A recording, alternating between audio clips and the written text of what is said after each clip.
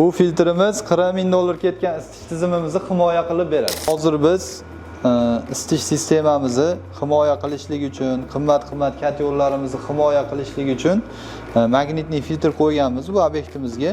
Hozir buni biz sizlarga tozalash jarayonini ko'rsatib beramiz. Xo'p, buni tozalash uchun birinchi o'rinda magnitini olamiz pastga. O'zini yonida krani bor.